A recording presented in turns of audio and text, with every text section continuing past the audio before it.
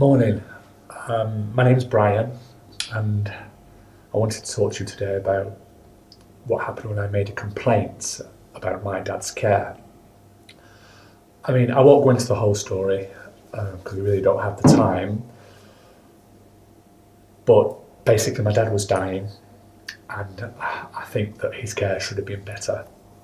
So, my poor dad, he'd gone into hospital 3 times over a period of 3 months, which was bad news, for him and us as a family.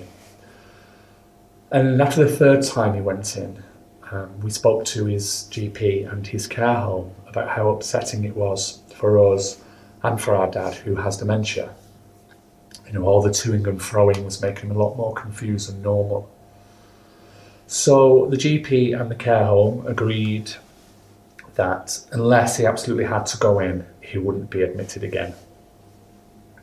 Sadly, that didn't go to plan. I mean, they never do they? And the GP ended up having to go and see him again in the care home. And we all agreed that he'd have to go back into hospital for a short time just to get himself sorted and so that he could be given some fluids. Actually, I was quite glad when I found out what hospital he was going in because I'd Googled it and it turns out that they operate the Butterfly scheme, which means they're dementia friendly. So anyway, after a couple of hours in the acute medical unit, thankfully he didn't have to go into A&E, they transferred him to another ward, and as I was leaving, he was tired, but he seemed in really good spirits. However, he certainly wasn't like that the next day when I went to visit him. He'd been moved to a different ward again. He was very agitated. He was mumbling, shouting. It was just awful to see my dad like that. So sadly, he passed away a couple of days later. And I didn't quite understand how things had changed so quickly.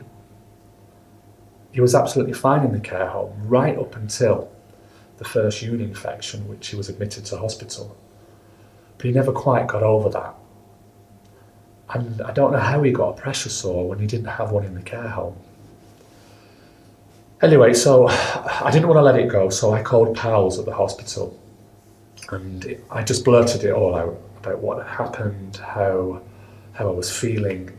And they said that maybe the issues with Dad's care wasn't just to do with the hospital. And I thought, well, here we go, trying to fob us off, not our problem, governor, all that.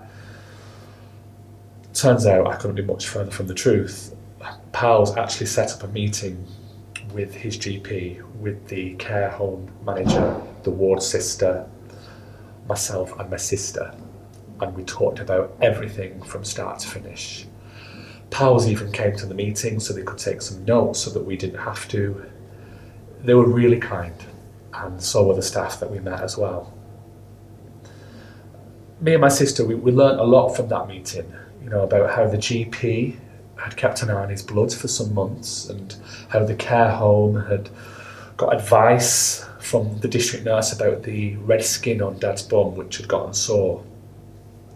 And the ward sister, she explained why he'd moved wards, and it was because it was specifically for people with kidney problems.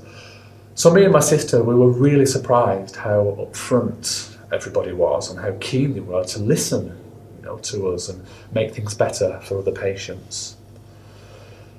So anyway, after the meeting, myself and my sister, we had a really good sob about Dad, and then we said, right, we've got to do something about this. So we told pals that they could use his story for training, and we joined a patient GP group. Do you know, I think it's really good that something good has come out of something bad. And it's strange to say it, but I think us doing something has allowed me and my sister to get on and grieve about our lovely dad.